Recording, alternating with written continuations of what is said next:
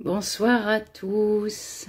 Coucou, coucou. Je suis très heureuse de vous retrouver ce soir. Je vous laisse arriver tranquillement et en attendant, je me dis qu'on va ce soir sur ce Facebook Live parler d'un sujet que j'ai jamais abordé, qu'on n'a jamais abordé ici et qui sera peut-être moins propice à vous partager des gestes de réflexologie, mais plutôt à envisager comment la réflexologie s'intègre, je dirais, comme pratique de santé complémentaire et notamment comment elle cohabite avec la médecine conventionnelle. Donc c'est un sujet qui est vaste et c'est un sujet qui est juste incroyable parce que c'est quand même notre cœur de métier en tant que praticien de bien-être, de collaborer ou d'arriver, je dirais, en complément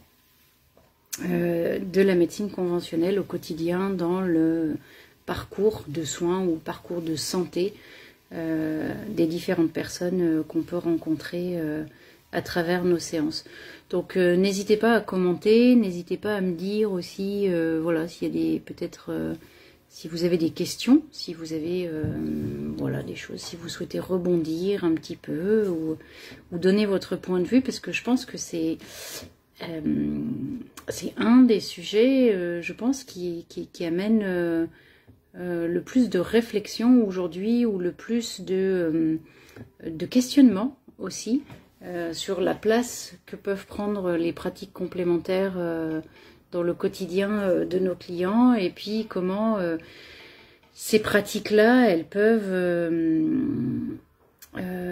comment nos pratiques, enfin, c'est pas ces pratiques-là, c'est comment nos pratiques peuvent apporter du bien-être, apporter du mieux-être, et quelle place on leur accorde, quoi. Donc voilà, je trouvais très sympa de pouvoir échanger là-dessus, et donc votre avis m'intéresse, donc n'hésitez pas, que ce soit d'ailleurs là pendant le live ou que ce soit même après, si vous avez des questionnements ou des choses à rajouter pour échanger là-dessus, parce que je pense sincèrement que plus on sera open, ouvert à ces échanges, à cette vision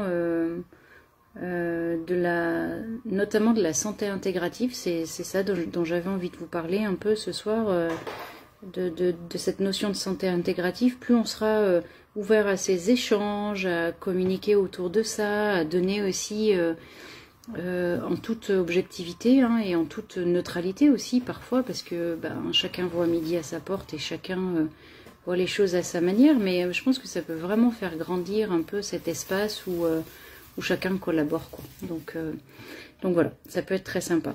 Bon, alors, pour commencer, j'avais envie déjà de poser un peu les bases de tout ça, et pour vous, ou en tout cas, je sais pas qui regardera ce live, mais si on devait donner une définition des deux approches, ou en tout cas qui se complètent, il y a d'une part la médecine conventionnelle, donc c'est la médecine traditionnelle, je dirais, celle qu'on connaît depuis des années en France, celle qu'on appelle aussi la médecine allopathique, celle pour lesquelles les médecins ont signé le serment d'Hippocrate, qui va reposer plutôt sur des bases scientifiques, sur des bases qui sont plutôt solides,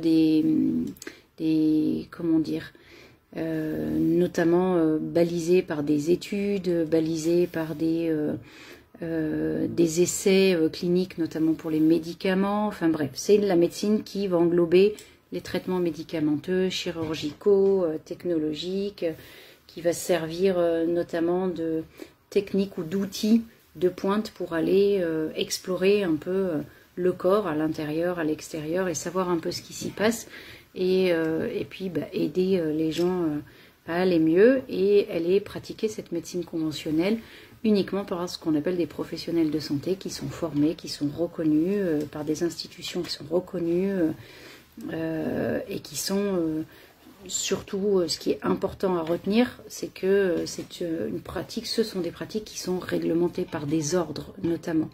Donc, que ce soit les médecins, les infirmières, les psychiatres, enfin bref, ce sont des pratiques de santé, dites de santé, et elles sont réglementées. Et puis, de l'autre côté, on a, nous, ce qu'on appelle les pratiques complémentaires. Et moi, j'aimerais les intégrer dans ce qu'on appelle la santé intégrative. Si on devait faire le versant entre médecine conventionnelle et pratiques complémentaires, j'aimerais bien qu'on englobe les pratiques complémentaires dans le champ de la santé intégrative, tel qu'il est aujourd'hui, notamment précisé par le syndicat des professionnels de la naturopathie ou d'autres, la chambre des praticiens de la santé durable, ou voilà, ou d'autres structures qui portent un peu nos pratiques de bien-être, qui les mettent en avant, pour qu'elles s'intègrent vraiment dans le quotidien des gens, et c'est-à-dire qu'on ne soit pas ni en parallèle, ni en remplacement, c'est vraiment, ça s'intègre dans un parcours de santé.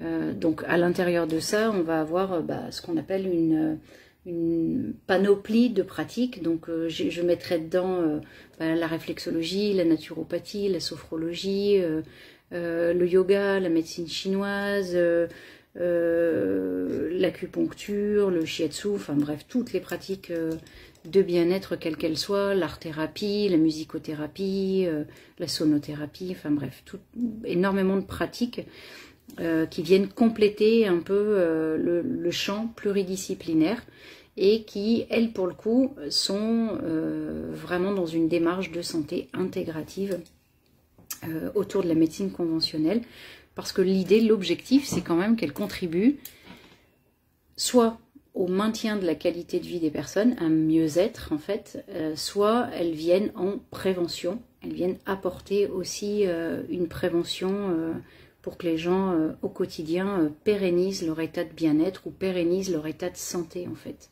Voilà, en gros, on pourrait le dire comme ça. On pourrait donner la définition de la santé intégrative que j'ai trouvée, c'est une approche globale et holistique qui associe médecine conventionnelle, donc tous les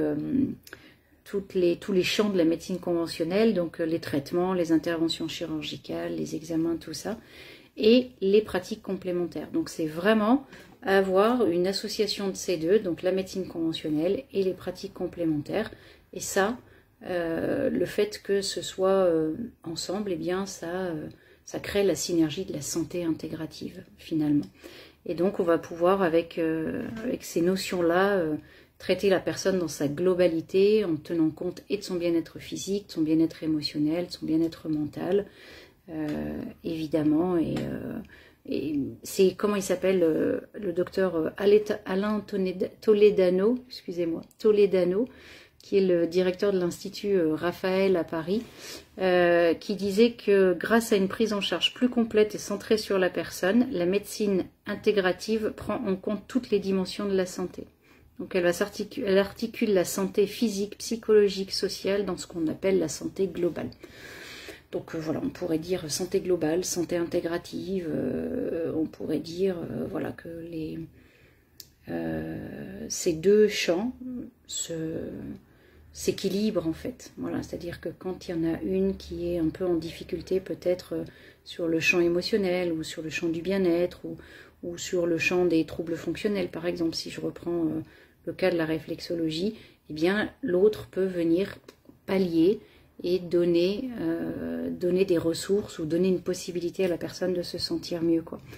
Donc voilà, je trouve ça plutôt chouette d'ailleurs qu'on puisse cohabiter tous ensemble autour de tout ça, où chacun est bien à sa place. Si chacun comprend bien d'ailleurs l'enjeu que c'est comme les rouages d'une horloge, ça s'imbrique si chacun est bien à sa place. C'est-à-dire que les dents, ça se met en place.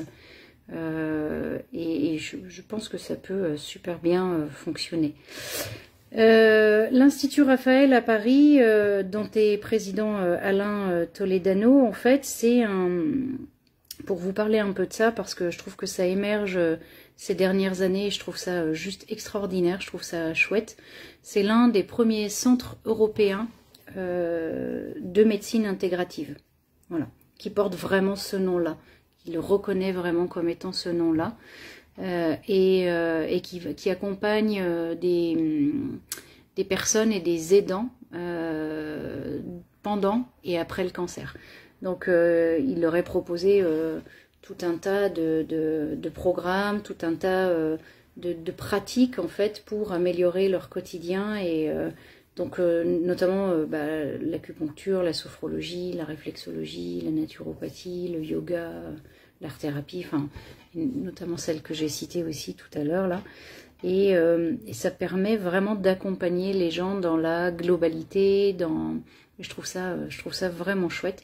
Il y a un autre aussi, alors moi je fais partie de la Chambre nationale des praticiens de la santé durable depuis 2 ou 3 ans là maintenant. Et c'est une chambre alors qui est angevine, qui est en Anjou, là-haut, qui a été créée à l'époque par Guy Roulier, qui était un ostéopathe angevin, et Dominique Chardon. Et il me semble que ça a été créé en 2005, mais je ne suis pas sûre de la date, mais en tout cas, il s'active depuis 2005. Ils ont créé cette Chambre nationale des praticiens de la santé durable pour justement œuvrer pour que la médecine conventionnelle et les pratiques complémentaires puissent aussi s'articuler ou s'initier ou puissent fonctionner ensemble. Et donc il y a toute une charte, il y a tout un... Vous pouvez aller regarder un peu ce qu'ils font, hein, la Chambre nationale des praticiens de la santé durable. Et c'est la charte, par exemple, l'un des pans, c'est d'être aussi promoteur, nous en tant que praticiens complémentaires, de ce qu'on appelle la prévention à la santé. C'est-à-dire que nos actions au quotidien, elles ne sont pas forcément uniquement dédiées au mieux-être ou au bien-être, mais on peut aussi agir dans le sens de la prévention pour aider les gens à se sentir mieux et avoir un terrain plus favorable à une bonne santé. C'est d'ailleurs l'un des principes de base de la médecine traditionnelle chinoise, hein, qui est plus axé sur cet axe prévention que sur l'axe curatif, où normalement quand ils arrivent en curatif, c'est que le médecin chinois a pas super bien bossé. Sauf qu'en Occident, on est quand même encore beaucoup, pour beaucoup, hein, de ce que j'observe, en tout cas au cabinet ou en atelier, c'est que les gens attendent qu'il y ait un problème pour aller consulter, que ce soit venir nous voir nous parce qu'ils ont le moral dans les chaussettes ou autre en fait. Donc ils repoussent toujours l'échéance en se disant oh ça va le faire, ça va le faire, ça va le faire, et puis jusqu'au moment où ça le fait pas quoi. Donc il y a tout un travail aussi de fond qu'on peut faire nous pour permettre aux personnes de comprendre que nos pratiques complémentaires, elles s'intègrent dans le parcours de santé globale, et donc les inviter aussi à être dans la prévention pour les actions de la médecine conventionnelle en fait, pour leurs soins, c'est-à-dire de se saisir de leur corps et de dire je vais pas attendre le bout du bout avant d'aller voir le médecin, il faut y aller en fait, même si on se dit que les pratiques complémentaires peuvent les aider à se maintenir ou à aller mieux, non en fait, il faut aller faire un check et il faut aller voir ce qu'il y a au cœur et se servir aussi de cette médecine conventionnelle qui est juste merveilleuse en France. En tout cas, on peut observer qu'on a quand même une médecine de qualité et il faut aller checker, il faut aller regarder qu'est-ce qu'il y a, qu'est-ce qui se passe, et tâter un peu le terrain et voir un peu comment l'organisme répond, et puis ensuite après on peut se dire bon tiens je fais de la réflexo ou de la naturo ou d'autres choses quoi. Donc pour moi vraiment dans mon mood actuel, on peut pas dissocier les deux, on peut vraiment pas dissocier les deux, c'est dans la globalité quoi. Et alors pour ce qui est de la santé intégrative, ou en tout cas pour combiner ces deux médecine, je dirais, enfin non, cette médecine et les pratiques complémentaires, il y a un truc fondamental, c'est que l'approche, elle doit être centrée sur la personne, voilà, sur son corps, sur son corps physique, sur ses émotions, sur son mental, sur intégrer la personne dans son entièreté aussi. Et elle est elle est un peu au cœur du processus, quoi. Vraiment, c'est la mettre en avant. Et ça, c'est super important de se dire qu'on n'est plus simplement une partie de notre corps qui est malade ou qui répond par un trouble, par exemple, si on prend les troubles fonctionnels. C'est pas simplement j'ai un problème à l'estomac, c'est moi, mon corps à moi m'envoie un signal dans le physique qui dit qu'il y a quelque chose qui ne va pas et comment je m'en saisis en fait. Voilà. Donc on inverse un peu la tendance du entre guillemets symptomatique et on observe dans la globalité ce que ça fait, quoi. Donc ça c'est vraiment intéressant et notamment dans l'approche de la santé intégrative telle qu'elle est construite, c'est de se dire si j'en oublie un morceau, et ben forcément ce sera pas efficient, quoi, ou sera pas efficace, quoi. Qu'est-ce qu'il y avait d'autre? Évidemment là que ces pratiques elles s'allient ensemble. On prend en compte l'histoire médicale, le mode de vie, le bien-être émotionnel de la personne. On prend en compte tous ces champs en fait. On les aborde et on les observe et on voit ce qu'on en fait. Et puis on observe aussi que dans les différentes pratiques complémentaires qui peuvent être proposées en santé intégrative, souvent les personnes ont besoin de s'appuyer par exemple sur des études scientifiques en disant oui mais pour que ce soit reconnu, pour qu'on puisse valider tel et tel champ de la pratique complémentaire, il faut pouvoir avoir des études et c'est vrai qu'il y a énormément de pratiques qui ont montré leur efficacité mais plutôt de manière empirique, c'est-à-dire plutôt de l'observation. Et puis parfois on a eu la chance d'avoir des études scientifiques qui ont été posées, notamment pour la réflexologie, qui ont été posées dans le cadre par exemple de l'oncologie ou dans le cadre du stress, de l'anxiété ou dans le cadre des troubles du sommeil. Donc il y a beaucoup d'études en anglais qu'on retrouve d'ailleurs sur PubMed et puis des études en français aussi. Il y a d'ailleurs Elisabeth Breton qui a écrit un bouquin dont je n'ai plus le titre parce que je ne me rappelle jamais les titres, mais elle a écrit, j'essayais de regarder le titre sur mon étagère mais il est trop loin, qui a écrit un extraordinaire livre. Franchement il est très très chouette ce bouquin où elle recense en fait des petites études qu'elle a menées où notamment elle va parler de certaines thématiques autour de la douleur, autour de choses comme ça. Donc voilà. Après, c'est vrai que dans tout ce qui est avoir des bases ou des informations qui sont validées scientifiquement, il y en a quand même beaucoup dans le monde anglo-saxon et moins en France. Mais bon, je désespère pas, ça finira par arriver petit à petit, on finira par pouvoir obtenir des informations qui seront validées scientifiquement pour appuyer un peu les bénéfices de ces pratiques.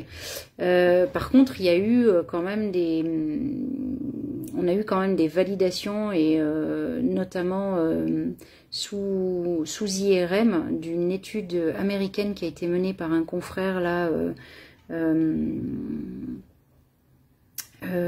Kevin Kuntz, sous IRM, donc de la pratique de la réflexologie, avec vraiment, voilà, il a pu recenser un peu les zones réflexes et comment le corps réagissait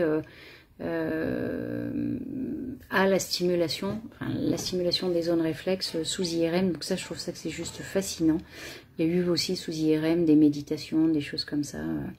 Et donc, le fait qu'on ait quand même quelques études scientifiques autour de nos pratiques complémentaires, ça vient un peu poser des bases qui donnent cette information qu'on peut quand même optimiser le parcours de santé des gens, des personnes, en y intégrant des pratiques complémentaires telles que la réflexologie, la naturo, le yoga, la sophro, la méditation, et que ça permettait vraiment d'optimiser la santé de faire de la prévention, mais aussi d'optimiser la santé, de réduire les effets indésirables des traitements, notamment, par exemple, et améliorer la qualité de vie. Donc ça, je vous en reparlerai parce que c'est un des grands champs en oncologie. Enfin, la réflexologie vient vraiment s'intégrer dans les parcours d'oncologie, et il y a notamment cette notion de réduction des effets secondaires ou des effets effets secondaires et effets, le mot ne revient pas, c'est pas grave, qui sont induits par les traitements de chimiothérapie et de radiothérapie. Donc ça, je vous en reparlerai. J'aime beaucoup l'alliance médecine conventionnelle pratique complémentaire. Je vous en ai parlé tout à l'heure pour tout ce qui est prévention et promotion de la santé durable et du bien-être. Donc là, on est vraiment, si on travaille en collab, il y a vraiment possibilité d'agir notamment sur la prévention des troubles dits fonctionnels, par exemple pour la réflexologie, parce que on apporte au quotidien aux personnes une meilleure hygiène de vie, un meilleur fonctionnement de leur système nerveux autonome, de leur système nerveux central, une prévention des effets délétères du stress, par exemple, ou de l'activité physique, s'ils peuvent faire de l'activité physique pour se remettre en mouvement et prévenir les douleurs, notamment arthrose ou autres, ou des choses un peu qui sont dégénératives et qui sont pas forcément une fatalité si on a mis en place des choses en amont. Donc ça, c'est vraiment des choses que j'évoque beaucoup avec mes clients. Et ce qui est intéressant aussi dans cette notion de prévention et de promotion de la santé durable, c'est que nos pratiques complémentaires, elles ont un champ autorégulation. C'est-à-dire que chaque fois qu'on vient travailler, que ce soit en médecine chinoise, en acupuncture, en shiatsu, en réflexologie ou sur des pratiques de massage notamment, je pense au massage ayurvédique ou autre, sur des pratiques comme ça, on va venir stimuler le corps, l'aider à mieux fonctionner et à relancer cette homéostasie, ce fonctionnement optimal, cohabiter entre l'intérieur, mon intérieur et mon extérieur, faire avec, par exemple, une ambiance stressante au travail ou à la maison, ou faire avec aussi un poste de travail qui peut être compliqué, physiquement notamment. Donc voilà, comment je fais pour que mon corps s'autorégule. Eh bien, nos pratiques complémentaires, elles sont vraiment là pour ça, c'est-à-dire favoriser cette homéostasie, favoriser l'autorégulation du corps. Et donc ça, je trouve que c'est un pan qui est assez chouette parce que ça permet à l'organisme d'apprendre à mieux fonctionner seul.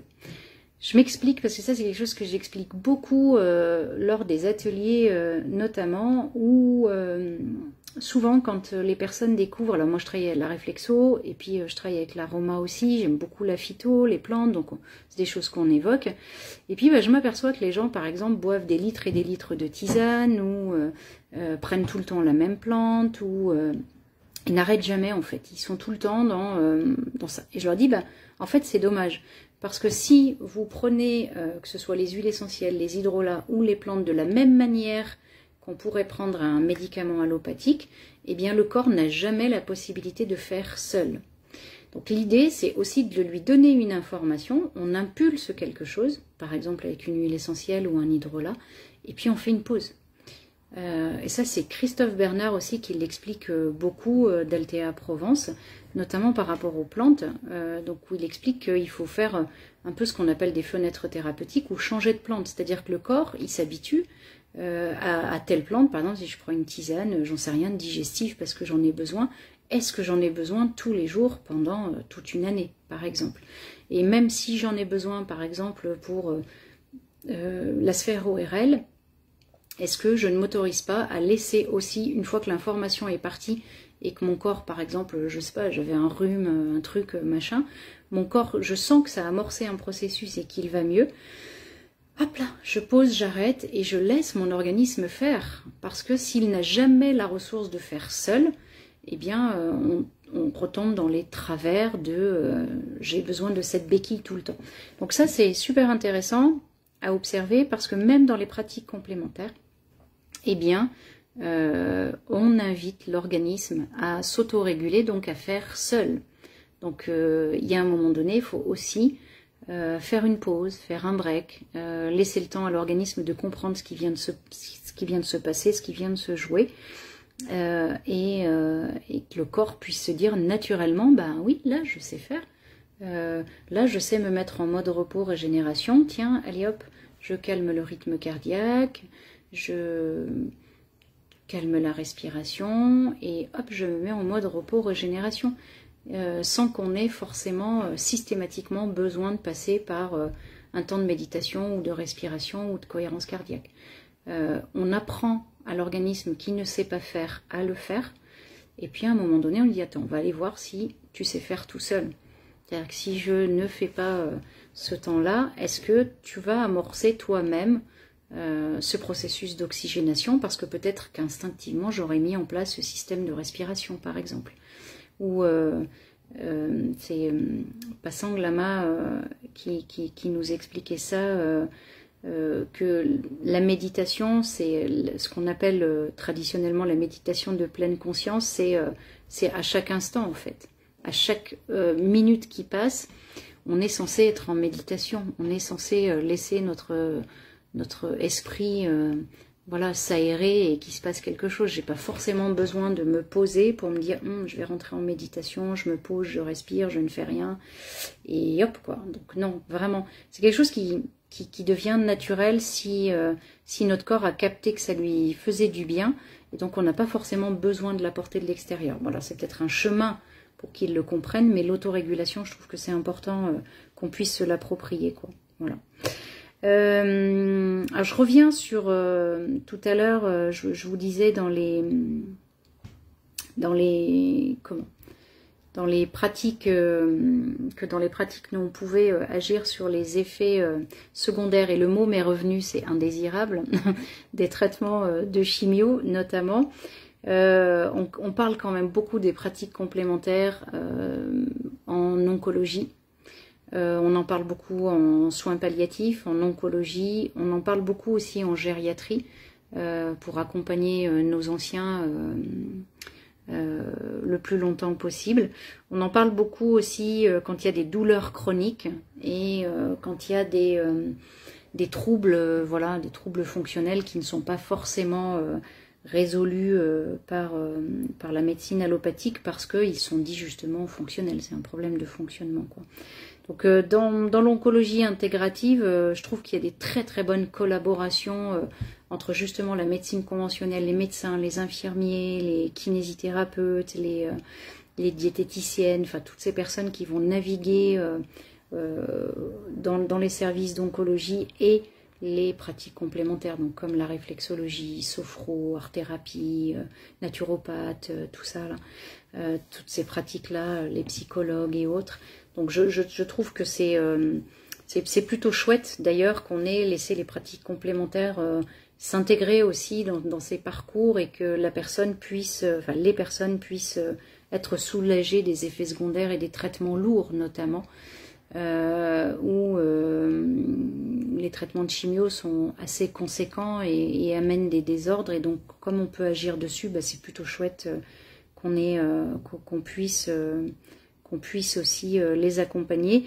Ça me fait penser aussi à toutes les pathologies auto-immunes qui sont traitées souvent par des produits de chimio et qui ne sont pas forcément accompagnés en ce sens. Donc la réflexo, elle rentre aussi tout à fait dans ce cadre-là. Et puis bah, toutes les douleurs chroniques. Et je pense aussi par rapport à la santé intégrative, je me suis formée il y a quelques années à l'éducation thérapeutique du patient. Donc ça, c'est des programmes que vous pouvez vraiment faire. C'est ouvert à nous, aux réflexologues, aux naturopathes. Donc vous pouvez trouver ça pas loin de chez vous.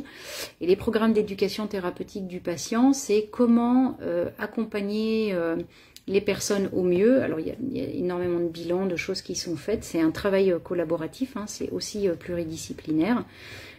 Pour que la personne, par exemple, vive mieux sa maladie, accepte sa maladie, observe, enfin, qu'il y ait l'observance du traitement, que le retour à la maison se passe bien, que le champ alimentaire puisse être respecté, je pense notamment à la prise en charge du diabète et de l'obésité, comment les personnes vont vivre avec leur ALD, leur affection de longue durée au quotidien et comment ils pérennisent un peu tout ça.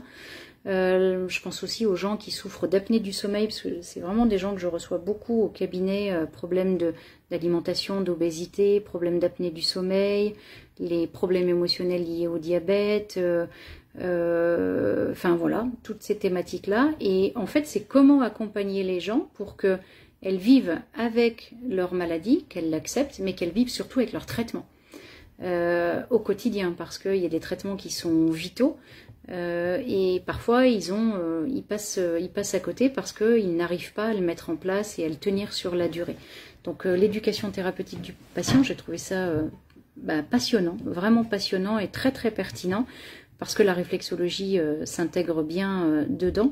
Mais je vous invite à aller regarder, parce que ça permet aussi d'avoir une vision très claire aussi de ce parcours de santé intégrative où on a vraiment notre place dans le quotidien des personnes qui peuvent vivre ce type de pathologie, pour celles qui sont prises en charge par l'éducation thérapeutique du patient, quoi. Voilà.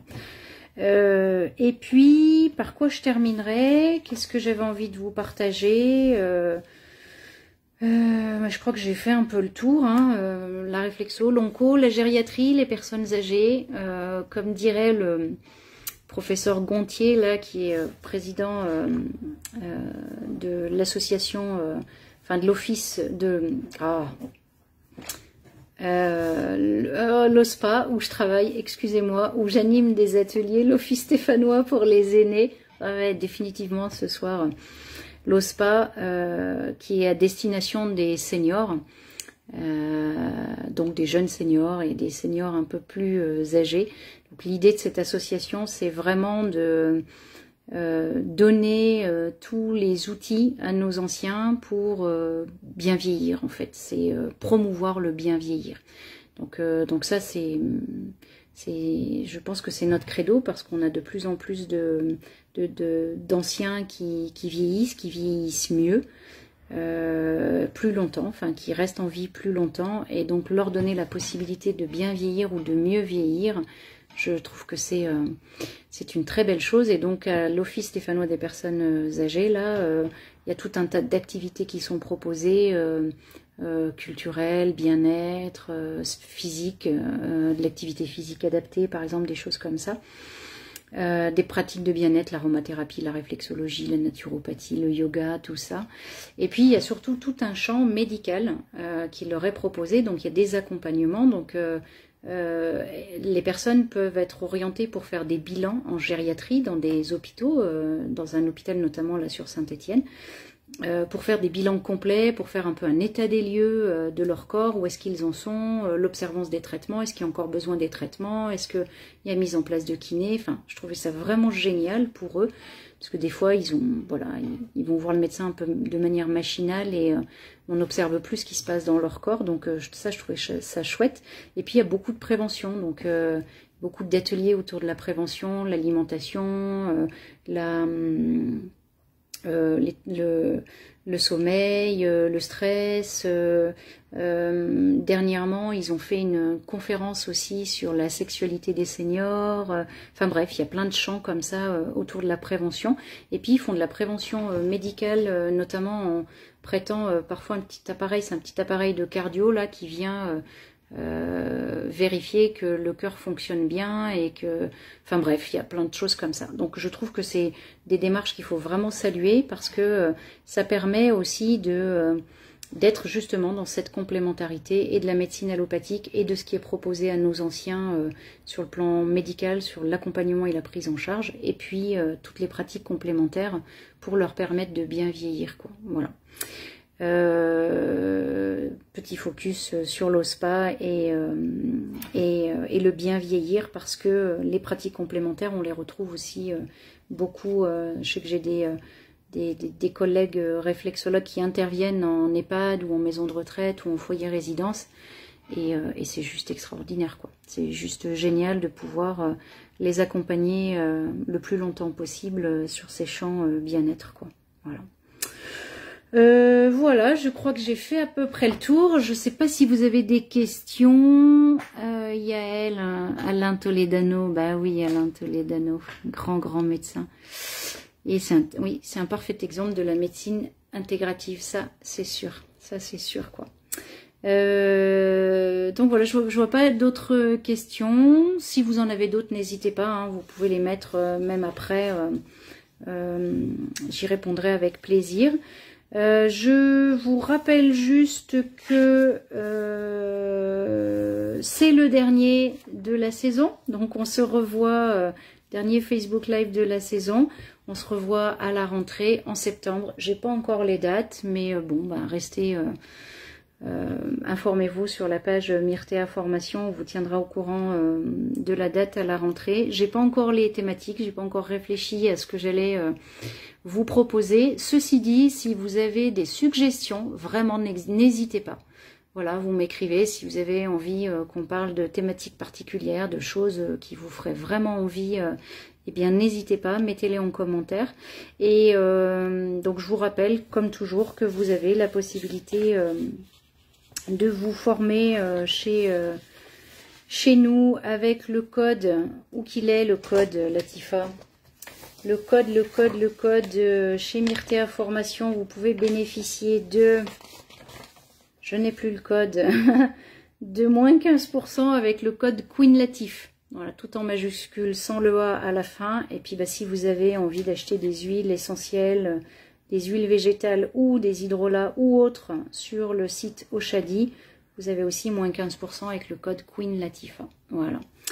Je vous remercie infiniment. Vous pourrez regarder ce petit live en replay sur Facebook. Vous pouvez le regarder aussi sur les plateformes YouTube, Spotify, Deezer, Apple, tout ça.